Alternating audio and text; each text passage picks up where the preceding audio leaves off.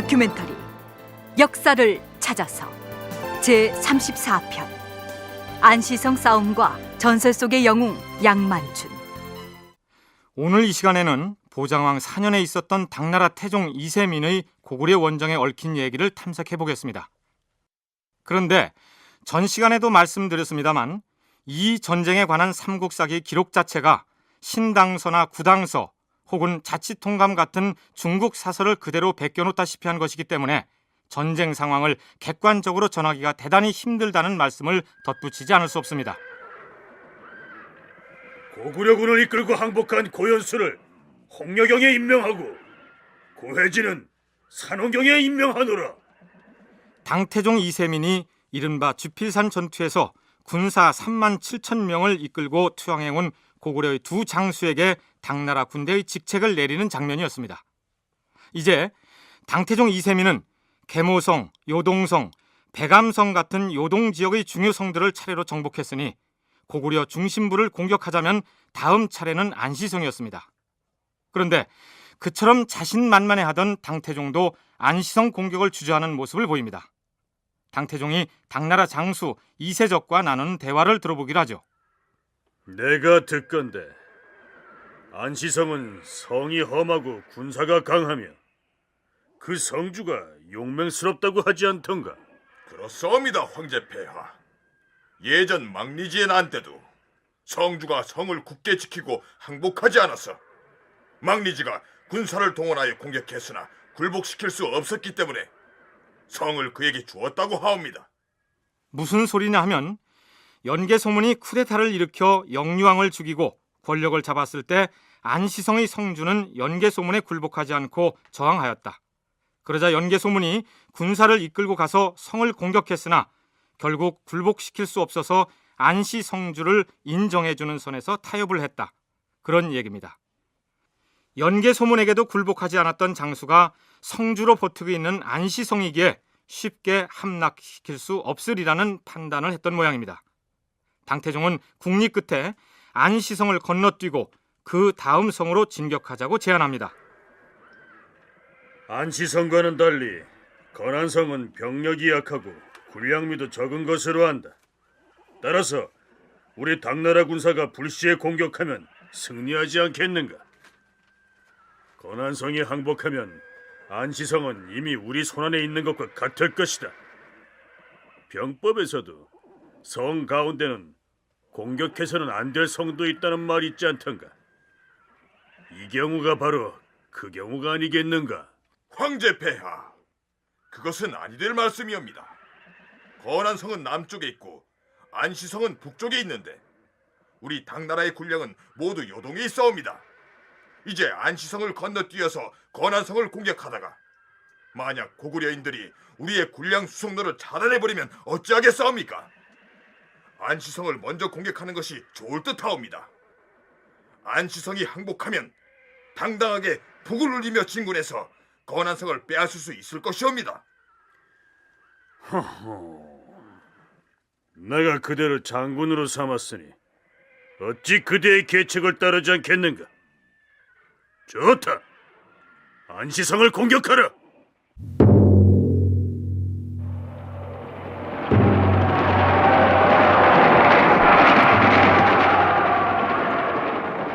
당태종 이세민은 부하장수 이세적의 계책을 쫓아 안시성 공격에 나섭니다. 수양제의 고구려 정벌 때 섣불리 별동대를 먼저 평양으로 보냈다가 군량 보급이 막혀서 별동대가 전멸당했던 교훈이 있었기 때문에 이번에는 평양으로 가는 길목에 있는 성들을 하나씩 차례로 정복하자, 그런 전략을 세운 것입니다.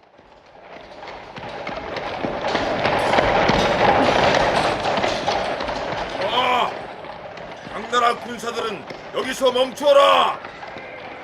안시성을 공격하기 전에 전열을 정비해야겠다!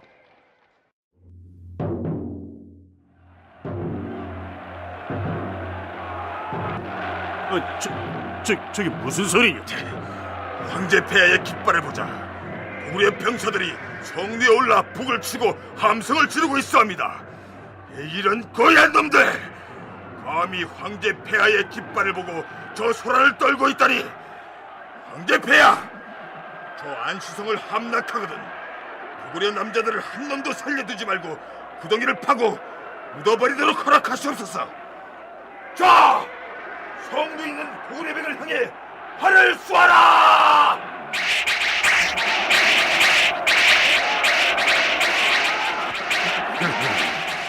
성곽이 워낙 높아서 성 안에 있는 고구려군의 모습을 볼 수가 없으니 맹인이 쏘는 화살과 무엇이 다르겠느냐?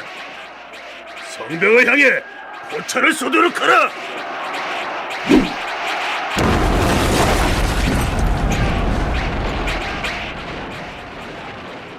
그러나 안시성은 포차로 돌을 날려보내서 무너뜨렸던 요동성과는 그 구조부터가 달랐습니다. 한국애국어대 여우규 교수의 설명을 들어볼까요? 아무리 충거나 운제와 같은 공성무기를 동원한다 하더라도 가파른 산기슭 위에다가 성벽을 쌓았기 때문에 평지에서 볼 때는 성벽의 높이가 수십 미터입니다. 그러니까는 평지에서는 안시성 내부를 들여다보지를 못한 상태에서 공격을 하니까는 즉 적을 모르고 공격한 상태에서는 이 적의 성곽을 함락시킬 수가 없는 것이죠. 그래서 이제 안시성 성벽보다 더 높은 토산을 쌓으려고 시도를 했던 겁니다. 바로 그 토산을 쌓았던 것은 그 당시 이 당나라 군대가 가지고 왔던 공성무기가 고구려의 이 산성들을 함락시키기에는 여러 가지로 이 한계가 있었다라는 것을 역으로 이야기해주는 그런 대목이라고 볼 수 있겠습니다. 허허, 당나라 대군이 저 조그만 성 하나를 함락시키지 못하고 있다니 어찌 체면이 서겠느냐? 장수들은 좋은 계책이 있으면 내놓아 보라. 고구려에서 투항해온 고연수의 생각은 어떠한가? 황제 폐하, 저희들이 이미 대국의 몸을 맡겨 당나라 군사가 되었으니 어찌 정성을 바치지 않겠사옵니까? 황제 폐하께서 하루빨리 큰 뜻을 이루시어 저희들이 남겨두고 온 처자와 만나게 해주시옵소서. 안시성 사람들은 자기 가족들을 생각해서 자진하여 전투에 임하고 있기 때문에 함락시키기가 쉽지 않을 것이옵니다. 안시성은 그만두고 오골성을 공격하시옵소서. 오골성의 역사는 늙어서 수비가 견실하지 못하니 군사를 옮겨서 그곳을 공격하면 아침에 도착하면 저녁이면 항복을 받아낼 수 있을 것이었고 나머지 작은 성들은 당나라 대군의 위풍만 보고도 저절로 허물어질 것이옵니다. 황제 폐하, 이미 비사성을 함락시킨 장량의 군대는 폐하가 명령만 내리면 이틀이면 올 수 있사옵니다. 안시성은 그대로 놓아두고 장량이 거느린 수군과 더불어 오걸성을 함락시킨 다음 압록강을 건너 곧장 평양으로 진격해야 할 것이옵니다. 듣고 보니 그것이 옳은 계책인 것 같다. 황제 폐하, 아니되옵니다. 무릇 황제 폐하의 원정은 보통 장수들의 정벌과는 다르옵니다. 따라서 모험을 하면서 요행을 바랄 수는 없사옵니다. 지금 거란성과 신성의 무리가 아직도 10만이나 남아있는데 우리가 만약 이곳을 건너뛰어서 오골성으로 간다면 고구려 군사들이 틀림없이 우리의 뒤를 추격할 것이옵니다. 먼저 안시성을 공격해야 하옵니다. 모든 장수들이 안시성을 포기하고 평양을 향해 진격하자고 주장할 때 유일하게 반대하고 나선 사람은 장손무기였습니다. 장손무기는 당태종 이세민의 처남으로서 당나라 조정에서 막강한 권세를 누리고 있던 인물이었습니다. 그래서 결국 당나라군은 안시성을 먼저 공격하는 쪽으로 결론을 낸 것입니다.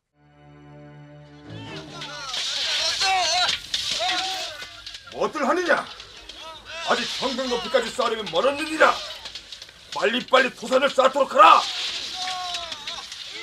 중국의 군사들은 평지 전투에 익숙해 있기 때문에 험준한 산성에서 방어태세를 갖추고 있는 고구려군과의 전투에서 고전을 할 수밖에 없었습니다. 그래서 수양제 시절부터 국리 끝에 고안한 전략이 바로 토산을 쌓는 것이었습니다. 성 바깥에다 흙을 쌓아서 성보다 더 높은 토산을 만든 다음에 그 위에 올라가서 성 안을 내려다보면서 공격하겠다는 것이죠. 수양제의 원정 때는 아예 자루를 준비해 와서 거기다 흙을 담아 쌓았었는데 당태종의 원정 때는 자루를 준비해 오지는 않았던 모양입니다.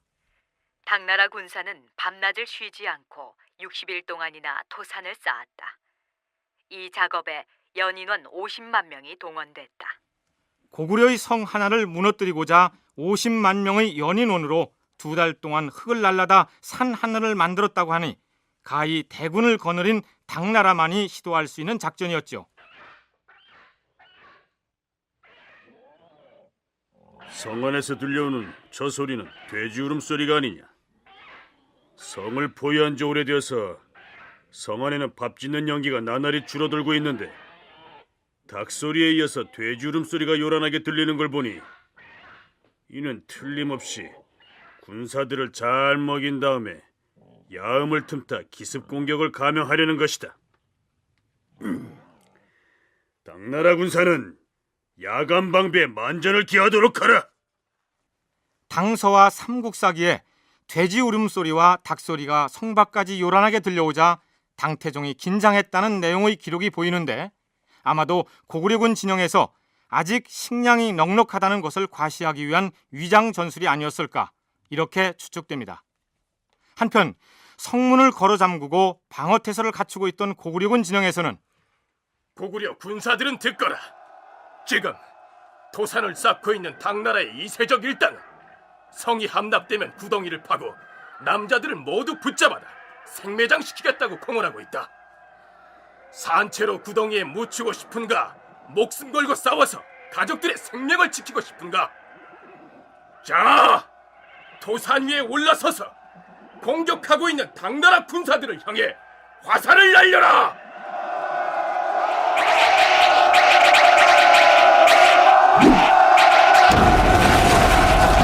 성진이 적군의 포차 공격으로 성곽에 구멍이 뚫려 싸웁니다. 옥책을 세워서 부서진 것을 고수하라! 성의 동남쪽에 쌓은 당나라군의 토산이 점점 성으로 접근해 왔다. 안시성 안에서도 역시 성벽을 높게 쌓아 방어했다. 군사들은 당번을 정해 하루에도 67차례씩 당군과 교전을 벌였다. 한편 당나라군은 드디어 토산을 완성시키니 그 꼭대기가 성 높이보다 2억 길이나 더 높았기 때문에 성 안을 내려다볼 수 있게 됐다. 장수 부복에는 군사를 이끌고 토산 꼭대기에 올라가서 성 안에 있는 고구려군을 공격하라.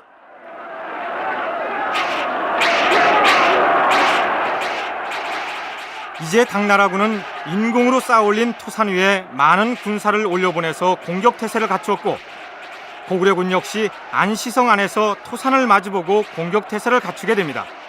그랬는데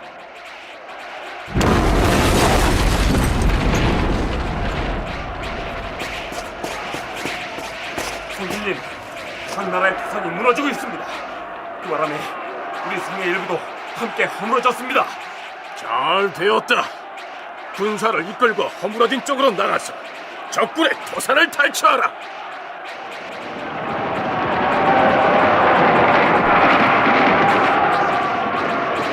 당나라군이 쌓은 토산이 무너지면서 그 충격을 받아 안시성의 일부 병력이 허물어졌는데 안시성의 성주는 그 틈으로 군사를 내보내서 당나라군이 쌓았던 토산을 점령해버립니다. 이제 토산은 우리 것이 되었다. 토산의 참호를 파고 저 아래에 있는 당나라군이 근접 못하도록 활을 쏘아라.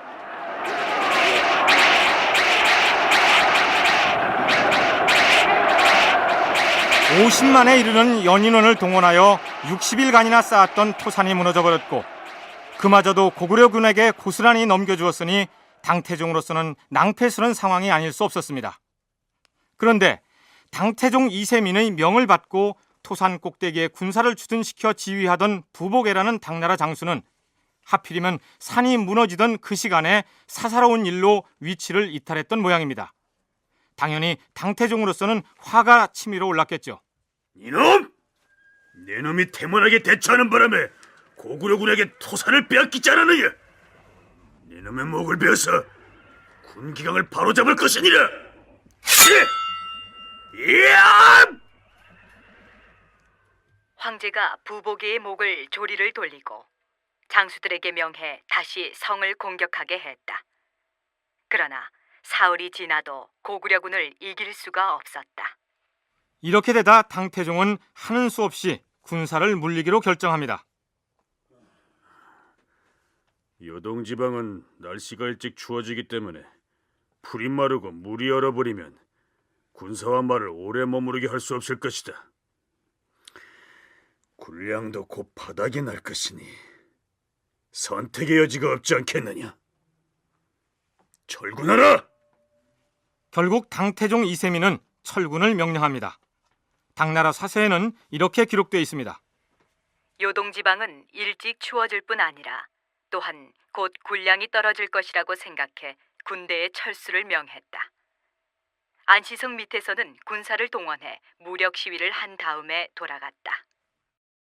그렇다면 수양제의 전철을 밟지 않기 위해서 원정 준비를 치밀하게 했던 당태종 이세민이 결국 군사를 물려 돌아가야 했던 원인은 어디에 있었을까요? 여우규 교수 얘기 들어보시죠. 바로 그 안시성을 공략하는데 3개월을 공략을 해도 함락을 못 시키죠. 근데 3개월 정도가 지나니까는 이미 겨울이 막 다가오고 있는 상황입니다. 그래서 어쩔 수 없이 겨울이 다가오니까는 군량미도 떨어지고 또 병사들의 옷도 다 여름 옷이니까는 더 이상 추위에 견딜 수 없고 또 말들이 먹을 마초도 다 사라지고 그래서 결국은 이제 퇴각을 할 수밖에 없는 그런 상황이었습니다. 이건 무엇을 얘기하는가 하면은 당태종이 고구려의 군사방어 체계를 아무리 철저히 파악하고 또 대비를 해서 고구려를 침공했다 하더라도 고구려가 구축했던 그 군사방어 체계가 워낙에 겹겹이 쌓아놓은 입체적 군사방어 체계이기 때문에 그런데 당나라군의 자체 보급로가 가동되고 있었다면 더군다나 요동성을 비롯한 고구려의 크고 작은 성들을 함락시킨 다음에 그곳에서 탈취한 막대한 군량도 있었을 텐데 당태종의 철군 이유 중에 군량 부족을 거론한 이유는 무엇이었을까요? 우리 역사문화연구소 김용만 소장의 얘기입니다. 요동성, 계모성, 백암성에서 62만 8천석이라는 많은 양의 식량을 빼앗습니다. 당군이 이것이 전부 다 자기 군량으로 썼다면 적어도 한 2달 이상은 이제 먹을 수 있을 만큼 막대한 양입니다. 그럼에도 불구하고 군량이 부족해졌다고 하는 것은 고구려가 당의 보급로를 차단했기 때문입니다. 즉 당의 해군이 건안성에서 막혀서 더 이상 육군에 대한 보급을 하지 못하고 또 북쪽에서 그 신성 쪽으로 오는 보급로도 고구려 군대에 차단됐기 때문에 당군으로서는 군량 부족이 심각하게 시달렸던 것입니다. 그때는 어쩔 수 없이 당나라 사서에는 나타나 있지 않지만 연개소문이 지휘하는 고구려군이 당나라의 보급로를 차단했고 게다가 추위까지 겹쳤기 때문에 더 이상 전쟁을 수행할 수 없는 상황이었을 것이다. 그런 얘기입니다. 그런데 당태종 이세민이 공격을 포기하고 안시성을 떠나는 부분을 서술한 당나라 사서 내용 중에는 이런 부분도 있습니다. 당나라군이 떠나기 전 안시성 밑에서 무력 시위를 하자 성 안에서는 모두 자취를 감추고 나오지 않았다. 성주는 성에 올라가서 절을 하며 작별했다. 당태종은 그가 성을 굳게 지킨 것을 가상히 여기면서 겹실로 짠 비단 100피를 주어 임금을 섬기는 자세를 격려했다. 조금 전까지 목숨을 걸고 치열한 전투를 벌였던 안시성의 성주가 전쟁에 패하여 퇴각하는 적군의 황제에게 절을 하면서 작별의 예를 갖추었다는 부분도 조금은 수상쩍고 안시성 공략에 실패하고 군사를 물리는 당태종이 적군의 장수에게 비단 100피를 선물로 주었다는 대목도 좀 이상하지 않습니까?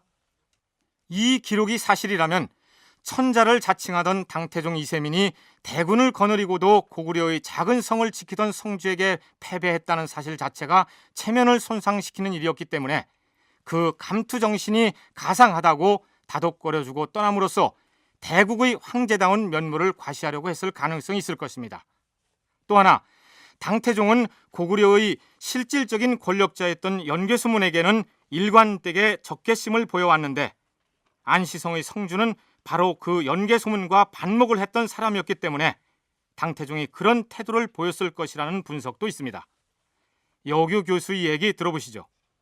안시성주가 원래는 그 당시 고구려의 집권자인 연개소문하고 대립했던 인물이라는 점입니다. 즉 642년 연개소문이 쿠데타를 일으킬 당시에 안시성주는 연개소문의 쿠데타에 반발을 해가지고 연개소문이 직접 군대를 이끌고 안시성을 토벌을 하려고 나섰다가 토벌을 하지 못하고 타협을 했던 그런 인물이었습니다. 그래서 이 당태종이 고구려를 침공하면서 내세웠던 명분이 영계소문의 쿠데타의 평정, 이것도 중요한 이유 중에 하나였기 때문에 아마도 안시성주의 그런 군사적 공훈을 높이 칭송한 데는 이 안시성주하고 영계소문 사이의 그런 반목관계, 이런 것도 이제 고려하지 않았을까. 그런데 당태종이 전쟁을 포기하고 떠난 배경을 동국대 윤명철 교수는 또 이렇게 진단합니다. 고구려를 공격할 때 소수의 정예 병력으로 여러 지역을 거쳐서 단계적으로 공격을 했고, 그다음에 공격을 할 때도 과거처럼 흔한 대로 해원진을 걸쳐서 하는 전투가 아니라 북쪽으로 돌아서 다시 고구려를 공격하는 방법도 취했고, 근데 실질적으로 전쟁에서 승리를 거두고 유화전선에서 오로지 안시성만을 빼놓고는 모든 전쟁에 승리를 거뒀습니다. 그다음 마지막에 안시성 전투에서 패하는 과정 속에서 당태종은 철수할 수밖에 없었는데요.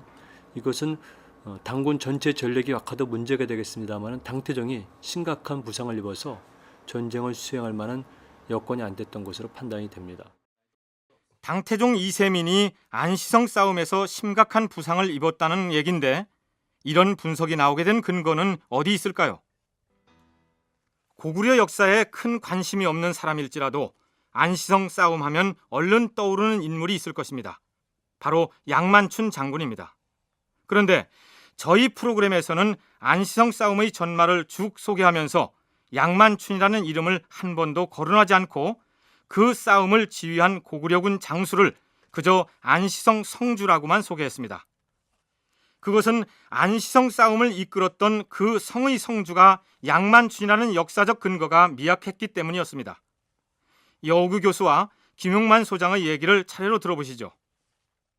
당태종을 사실상 물리쳤던 안시성의 성주가 고려 시기의 문집이나 조선 후기의 야사류 이런 책에서는 양만춘이라는 인물로 전하고 있습니다. 그렇지만 그 당시 중국 측의 기록인 구당서나 신당서, 또 그를 토대로 해서 편찬된 삼국사기, 이런 자료에는 양만춘이라는 이름이 전혀 등장을 하지 않고 있습니다. 그래서 현재 이 학계에서는 일반적으로 양만춘은 야사에만 지금 등장하고 있기 때문에 안시성주의 이름이 전해지지 않는 것은 당연할 수도 있습니다. 즉, 그 수나라 전쟁 때 수나라 군대를 물리쳤던 요동성주의 이름도 등장하지 않고, 또 안성주보다 지위가 높았던 요동성주라든지 또 건안성, 신성성주의 이름이 등장하지 않습니다. 중국에서 굳이 기록할 이유가 없는 겁니다.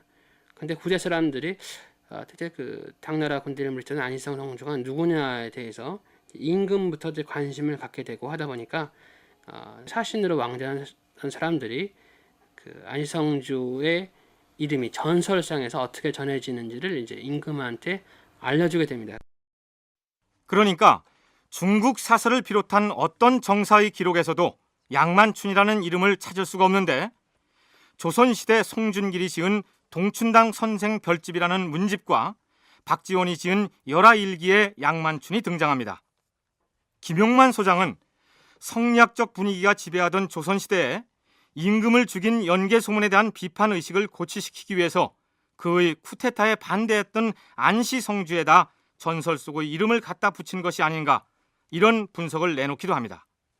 그러나 비록 그것을 뒷받침할 만한 사료가 발견되지는 않았지만 당태종을 물리친 안시성의 성주가 양만춘이라는 이름을 가진 장수였을 가능성을 아주 배제할 수는 없을 것입니다. 그렇다면 양만춘에 대한 전설을 바탕으로 해서 기술된 신채호의 조선상고사 안시성 싸움 부분을 살펴보기로 할까요? 안시성주 양만춘과 오골성주 주정국에게 요동싸움을 일임하겠으니 두 사람은 목숨을 걸고 당나라 군사를 격퇴하도록 하라. 나는 정병 3만으로 적봉진으로 가서 당군을 섬멸하겠노라. 연개소문이 명을 받은 안시성주 양만춘은 한편으로 토산을 쌓으면서 압박해오는 당나라 군사를 상대로 방어전을 치르고 있었는데, 장군, 지금 당태종 이세민이 성바로 밑에까지 와서 자기 나라 군사를 독려하고 있습니다. 어디 보자. 오라, 저자가 바로 당나라 황제 이세민이로구나. 활을 가져오너라. 예. 내 이세민에게 고구려 장수의 매운맛을 보여주리라. 여기 활 가져왔습니다. 자, 당나라 황제는 내 화살을 받아라. 아이짜! 황제폐하! 황제폐하! 뭐 어쩌라고 있느냐? 황제폐하께서 눈에 화살을 맞으셨다. 안 되겠다. 군사를 물리도록 하라. 당나라 군사는 철군하라.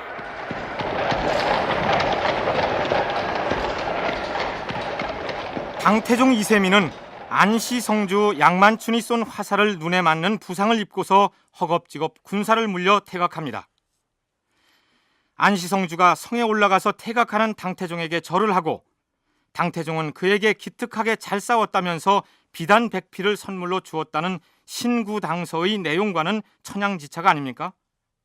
당태종이 양만춘이 화살을 눈에 맞았다는 얘기는 여러 사람의 시에서도 나타나는데 고구려는 주머니 속의 물건이라더니만 눈에 화살이 떨어질 줄 네 알았으랴. 목은 이색은 시 정관음에서 이렇게 노래했고 천추에 대담한 양만춘 당태종의 눈동자 쏘아 떨어뜨렸네. 김창읍은 천산시에서 이렇게 읊고 있습니다.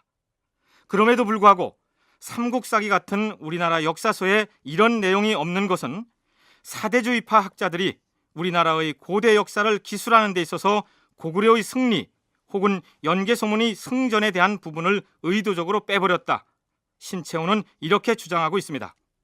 실제로 당태종은 이 전쟁이 끝난 후에 다시 고구려를 정벌할 계획을 세우다가 얼마 안 가서 세상을 떠납니다.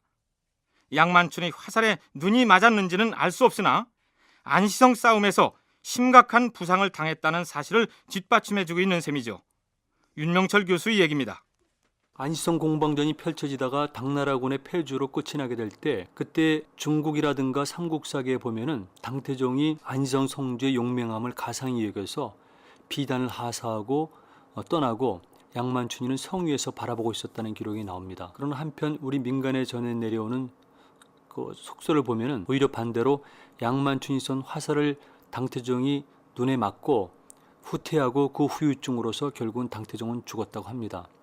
그런데 중국의 사료를 자치통감 등 사료를 보면은 당태종이 눈을 맞았다는 기록은 나오고 있질 않지만 당태종이 전쟁에서 돌아온 이후에 심하게 병을 앓다가 결국은 일찍 죽는 것으로 되어 있습니다. 그 다음으로 눈여겨 살펴봐야 할 대목은 당태종이 안시성 싸움을 포기하고 철군하는 과정입니다. 황제는 혹시 있을지 모르는 고구려군의 공격에 대비하여 이세적과 도종에게 명령해 보병과 기병 4만을 이끌고 후군으로 서게 했다. 그들이 요동에 이르러 요수를 건너려 했으나 그곳 요택의 진흙 때문에 80리 정도가 수레와 말이 통과할 수 없게 됐다. 장선무기는 군사 1만을 이끌고 가서 풀을 베어다 진흙길을 메우도록 하라. 그리고 물이 깊은 곳은 수레를 물속에 빠뜨려서 그것들을 다리로 삼아서 건너게 하라. 황제가 직접 말채찍으로 나무를 묶어 그 일을 도와주었다. 겨울 10월, 황제가 포구에 이르러 말을 멈추고 진흙길 메우는 작업을 독려했다. 바람과 눈이 휘몰아쳐서 군사들의 옷이 젖고 동사자가 많이 발생했다. 황제는 길가에 불을 피워놓고 군사를 기다리도록 했다. 당서에 기록된 내용이었습니다.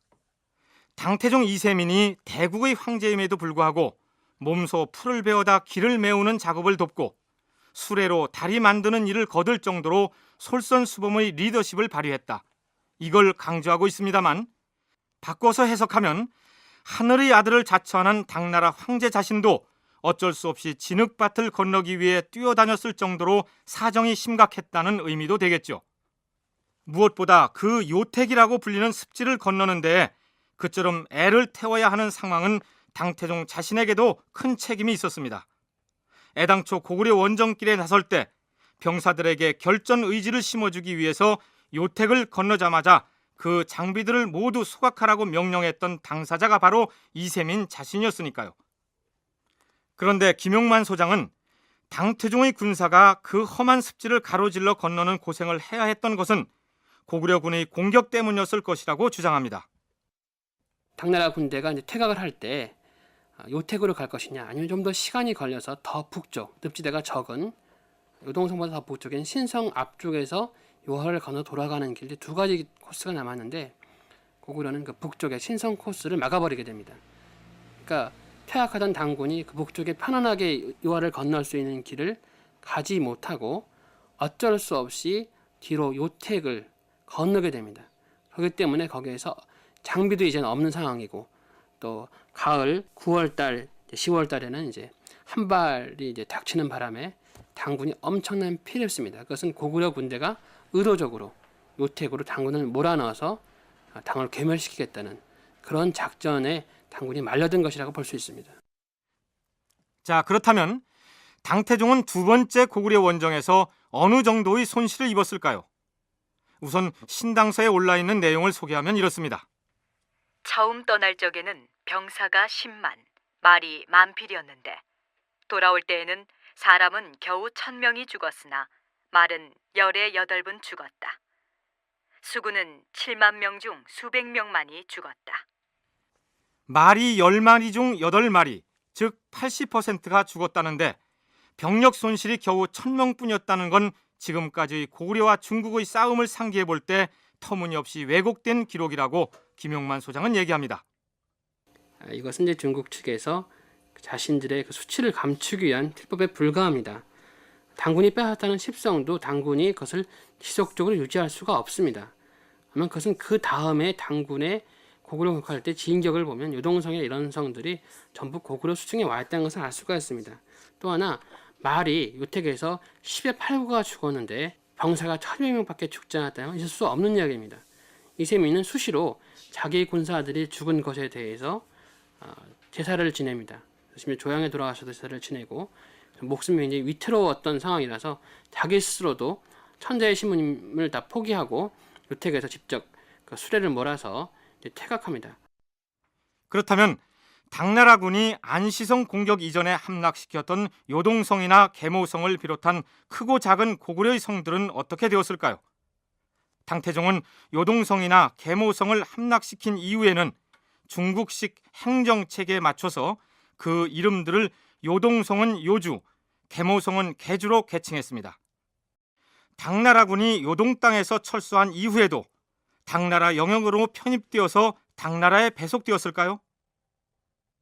667년에 남생이 당나라에 투항한 직후에 요동 지역에 있던 고구려의 성곽들의 상태를 정리한 목록이 있습니다. 거기에 보면은 667년 2월 시점에 요동성이나 백암성은 아직 항복되지 않은 성으로 나오고 있습니다. 이건 다른 말로 하면은 645년에 당군이 물러간 다음에 고구려가 요동성이나 백암성을 다시 수복을 해서 전열을 정비하고 그 이후의 당군의 침공에 대비했다는 얘기가 됩니다. 그래서 아마도 당군이 물러간 다음에는 이 당이 645년에 함락했던 성들은 고구려가 수복을 해서 다시 전열을 정비했던 것으로. 당나라군 퇴각 직후에 고구려에서 모두 회복하였다는 얘기입니다. 장기간에 걸쳐 준비한 전쟁치고는 별 소득을 올리지 못하고 물러났다는 것이죠. 물론 이 전쟁에서 고구려가 당나라 군사를 막아낼 수 있었던 것은 안시성을 끝까지 지켜냄으로써 그들의 평양 진군을 허락하지 않았기 때문이었죠. 윤명철 교수의 얘기입니다. 당나라 원정군은 요하전선을 넘어서 요하전선에 있었던 고구려 전반 방어선들을 전부 다 점령을 했습니다. 그리고 마지막 남은 것이 안시성이었었는데요. 만약 안시성 공방전에서 고구려가 패배했었다면 당나라군은 요하전선 전체를 당나라의 영역으로 만들 수가 있고, 그 다음에 이것을 바탕으로 해서 현재 압록강 지역에 있었던 오골성을 비롯한 압록강 방어체제를 돌파해서 마지막에는 수륙 양면 작전으로 현재 평양성 지역까지도 공격할 수가 있었습니다. 그런데 당나라 입장에서는 요하전선을 놔두고는 북쪽으로 돌아서 압록강 전선을 공격하거나 또는 황해바다를 직항해서 평양성을 공격할 수가 없었던 것이죠. 구당서나 신당서, 그리고 자치통감 같은 중국 사서에는 당태종이 안시성 싸움에서 패한 뒤에 늪지대를 거쳐서 철군하는 동안에 고구려군과 어떤 마찰도 없었던 것으로 기록되어 있습니다. 철군하기 전에 안시성 아래서 무력 시위를 하자 고구려군이 감히 성 밖으로 나올 엄두를 내지 못했다. 이렇게 돼 있는데 과연 그랬을까요? 당시 전쟁 진행의 정황과 전해 내려오는 이야기를 바탕으로 기록해놓은 신채호의 조선상구사의 내용을 바탕으로 그 대목을 재구성하면 이렇습니다. 한쪽 눈에 화살을 맞은 당나라 태종이 말머리를 돌려 도주하고 있다. 요수를 건너기 전에 당군을 추격할 것이다. 성문을 열어라!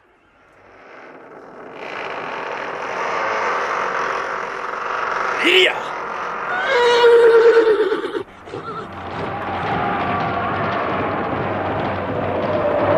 양만투는 성문을 열고 급히 내달아 공격했다. 당의 군사들이 크게 갈팡질팡했다.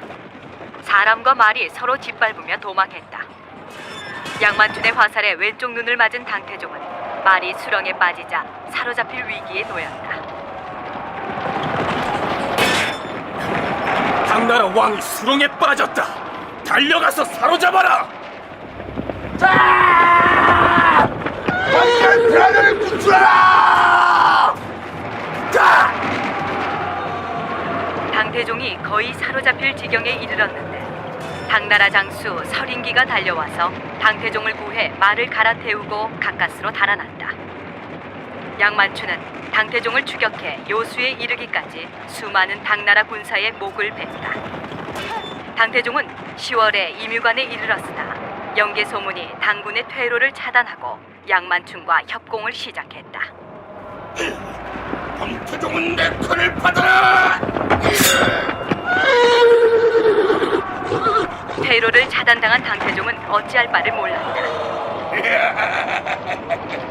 이제 당태종은 도가니든 쥐자! 저자를 사로잡아라!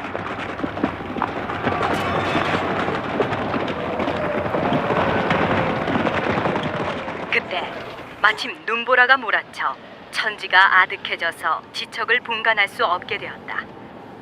양편의 사람들과 말이 서로 엎어지고 자빠지고 하여 크게 혼란해지니 당태종이 그 기회를 이용해 도망쳤다.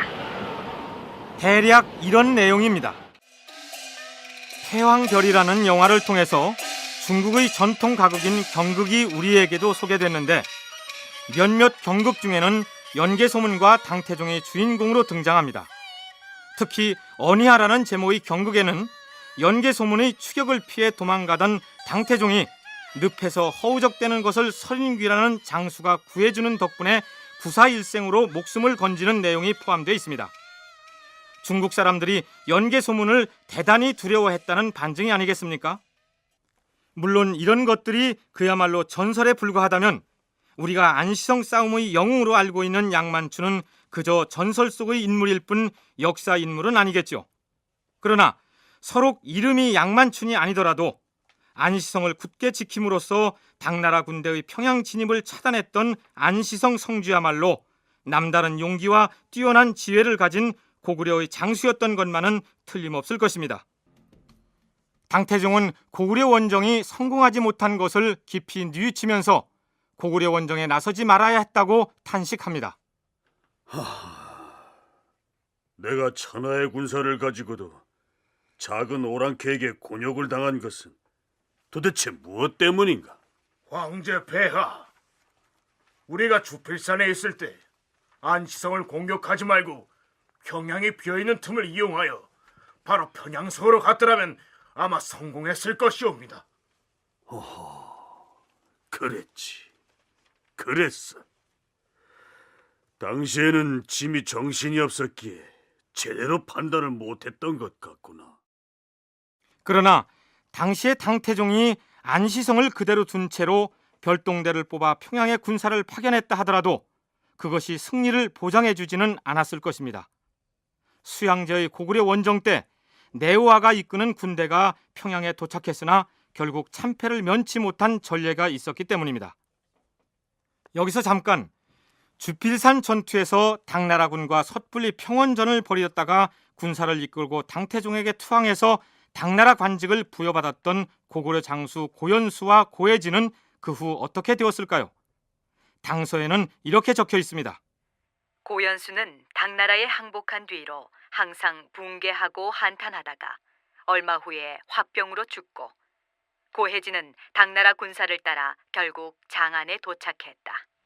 비록 당나라에서 벼슬을 주면서 환대했다고는 하나 적국의 군복으로 갈아입고 조국을 향해 창칼을 겨누어야 하는 처지로 바뀌었으니 그들의 말로가 순탄할 리가 있겠습니까? 그런데 전쟁이 끝난 직후인 보장왕 5년의 삼국사기 기록을 보면 이런 대목이 등장합니다. 애초에 당태종이 돌아가려 할 때 개소문에게 활과 의복을 주었다. 그러나 개소문은 이를 받고도 살해하지 않았으며 더욱 교만하고 방자했다. 비록 당나라의 사신을 보내 표문을 올렸으나 그의 말은 거짓이고 황당했다. 그는 또한 당나라 사신을 거만하게 대했으며 항상 변경의 틈을 엿보고 있었다. 허허, 그뿐이 아니다. 내가 여러 번 칙령을 내려서 신라를 치지 말라고 했거늘 침공을 그치지 않는 것은 나를 업신여기는 게 아니고 무엇이겠느냐. 앞으로 고구려로부터는 어떠한 조공도 받지 말 것이니라. 그리고 다시 고구려를 칠 것이니 대신들은 고구려 정벌을 논하도록 하라. 그런데 연개소문이 당나라에 사신을 보내서 어떤 표문을 전했기에 당태종이 거만하고 황당하다고 이처럼 흥분하고 있는 것일까요? 기록으로 정리되어 있지 않기 때문에 자세한 내막을 알 길은 없으나 김용만 소장은 이렇게 분석합니다. 중국 사서인 자치통감에 의하면 이 시기에 당나라는 북쪽에 있던 설현타를 굴복시키고 그쪽의 11개 부족장으로부터 충성서약을 받았습니다. 설현타는 몽골 고원에서 흥성했던 돌궐의 한 갈래였는데 당나라가 고구려를 칠 때 고구려와 연합해서 당나라 군사를 후방에서 공격하는 바람에 곤욕을 치른 적이 있었습니다. 그처럼 골칫거리였던 설현타를 굴복시켜 충성서약을 받는 즐거운 마당에 연개소문이 전해준 표문이 재를 뿌렸던 것입니다. 고구려 사신이 중국에 가서 괴탄하다고 할 정도로 평가를 받은 말은 틀림없이 전쟁 후에 배상금을 내놓으라든가 아니면 당나라에게 어떤 이제 외교적으로 고구려가 더 우월해서 이제 하대하는 식의 그런 표현이 아니었으면 이렇게 괴탄하다는 표현까지 나오지 않았을 겁니다. 그리고 또한 645년 전쟁이 끝난 후에도 고구려가 당나라의 변방을 여러 차례 습격을 했다는 것이 이 내용에서 볼 수가 있습니다. 당나라로서는 비록 북쪽의 설현타를 멸망시켰지만 여전히 고구려만큼은 어떠지 못했기 때문에 굉장한 앙심을 품게 됩니다. 전쟁이 끝나고 나서 당나라 측에서 연개소문을 얼마나 증오했는지를 알 수 있는 사례가 있습니다. 교보몽이라는 신하가 당태종 이세민을 만난 자리에서 이런 제의를 합니다. 황제 폐하, 고구려의 개소문이 감히 황제 폐하를 모욕하고 있으니 제가 감히 나서서 부계자 노릇을 하겠사옵니다. 아니, 부계자라면 한나라 시절에 누랑국의 왕을 암살했던 자객이 아니더냐. 그렇사옵니다. 개소문을 살려두고는 고구려를 폐하의 나라로 만들 수 없을 것이옵니다. 윤호하여 주시옵소서. 1차 고당 전쟁에서 패배한 당나라 사람들이 고구려에 대한 감정은 복수심, 적개심 이 정도였습니다. 책부원기 장선편에 보면 직접 전쟁에 참가했다 돌아온 교보몽이라는 사람이 이세민을 만나서 자신이 사지에 들어가서 연개소문을 살해하고 마치 옛날 자객 부계자처럼 그렇게 행동을 하겠다라는 얘기를 합니다. 물론 그것은 실행에 옮기지 못했지만 이런 것들이 마치 그 선함을 장려하는 책부원기 기록에 등장하는 것은 당시 그 당나라 사람들의 일반적 정서가 연개소문과 고구려에 대해서 굉장한 적개심을 품었음을 알 수 있습니다. 그래서 당나라 조정에서는 또다시 고구려 원정을 논의하게 되는데 그 내용은 이렇습니다. 고구려는 산을 의지해서 성을 만들었기 때문에 조기에 함락시킬 수 없습니다. 그래서 새로운 계책을 찾아보자는 것 아닙니까? 지난번 황제 폐하께서 직접 고구려 원정을 나섰을 때 고구려 백성들은 우리 군사를 막느라고 농사를 짓지 못하였습니다. 게다가 가뭄이 들어 고구려의 백성들 대반이 식량 부족으로 고초를 겪고 있습니다. 아, 그래서 어쩌자는 겁니까? 대군을 동원해서 일시에 쳐들어갈 것이 아니라 적은 군사를 자주 보내 번갈아 침략을 하면 고구려 백성들은 우리를 방어하느라 지칠 것입니다. 백성들이 쟁기를 놓고 싸움터로 나가게 되면 수년 내에 천리들판이 적막해질 것이 아닙니까? 그러니까 작은 규모로 끊임없이 침략을 해서 고구려 백성들을 전쟁에 시달리게 만들어 피폐하게 하자. 이런 계책이로군. 그러하옵니다, 황제폐하. 그렇게 되면 압록강 이북은 싸우지 않고도 빼앗을 수 있을 것이옵니다. 더군다나 고구려의 경우 전쟁이 났다 하면 들판에 곡식 한 톨 남기지 않고 모두 산송으로 들어가서 수비에 전념하는 이른바 청야전술을 구사하기 때문에 당나라 군대가 번갈아서 끊임없이 쳐들어온다면 고구려 백성들이 피폐화되고 민심이 이반될 것은 불을 보듯 뻔했습니다. 말하자면 이때부터 당나라의 대고구려 전략이 바뀐 것입니다. 대규모 군대를 파견하는 것이 아니라 소규모 부대로 게릴라식으로 끊임없이 고구려를 이제 침공을 합니다. 그러면은 고구려는 계속 청야 수성전을 펼치기 위해서 들판에 곡식 한 톨 남기지 않고 성 안으로 들어가야 되니까는 그럼 결국은 이 농사를 한참 지을 시기에 농사를 짓지 못하게 됩니다. 그럼 요동 지역 전체가 쑥대밭으로 이제 변하겠죠. 그리고는 그렇게 되면은 이 고구려의 민심이 저절로 이반해서 압록강 북쪽 지역은 싸우지 않고도 공치할 수 있다. 이제 고구려는 새로운 양상의 전쟁을 감당해야 할 상황을 맞이한 것입니다. 좌무의 대장군 우진다를 청구도행군 대총관에 임명하고 우무의 장군 이해안을 보좌관으로 임명하니 군사 1만 명을 출동시켜 누선을 타고 내주로부터 해로로 진격하라.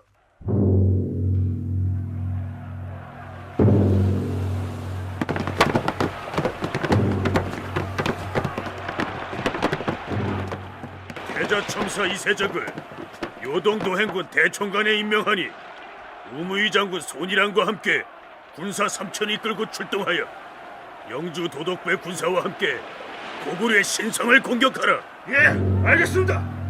자, 공격이다!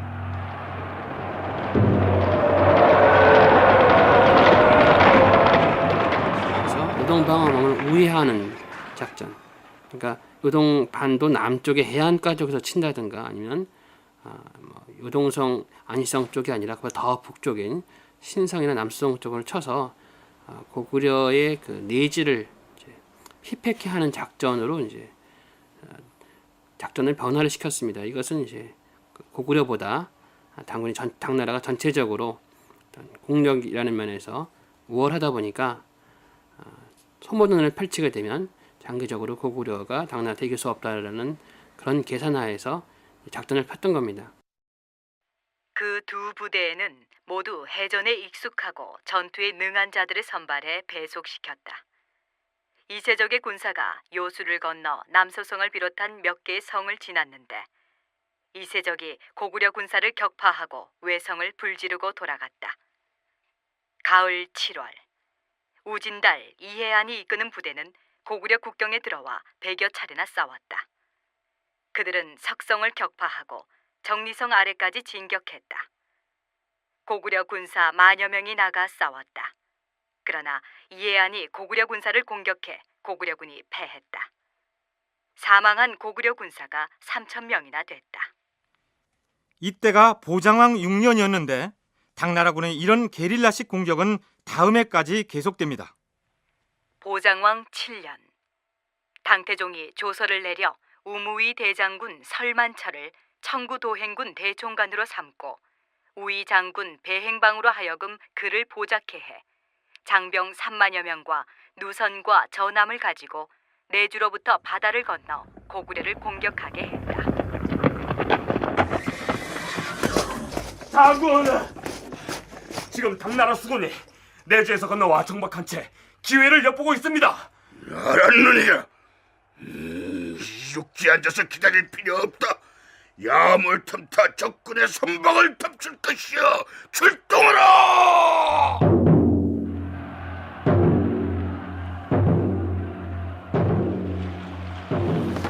장군, 당나라 설만철이 바다를 건너 압록강으로 들어와서 박장성 남쪽 40리 지점에 진을 치고 있다 하옵니다. 박작성주 선부선에게 오병과 기병 1마를 취하여 방어하라 이르라. 그리고 장수 고문은 오골성과 안시성의 구사 3마를 징벌하여 압록강변의 박작성을 구원하게 하라. 당태종은 당장의 승부를 보자는 식의 결전을 감행했던 것이 아니라 소규모 군대를 이곳저곳에 출몰케 하여 국지전을 펴므로써 고구려 백성들이 연일 전쟁의 필요로 지치도록 했던 것입니다. 그렇다면 언제까지나 이렇듯 게릴라식 국지전만을 계속할 생각이었을까요? 그것은 아니었습니다. 이제 고구려 백성들은 연일 계속되는 전쟁으로 피폐되었다. 장차 고구려를 멸망시킬 대결전을 펼칠 것이다. 대군이 동방으로 원정하기 위해서는 1년 동안 먹을 군량미를 비축해야만 한다. 그리고 이러한 군량을 마소나 수레에 실을 수는 없으니 마땅히 선박을 준비하여 만들게 해야 할 것이다. 좌부장사 강의를 건남도로 파견할 것이니 강남 12개 주의 공인을 징발하여 배를 만들도록 하라.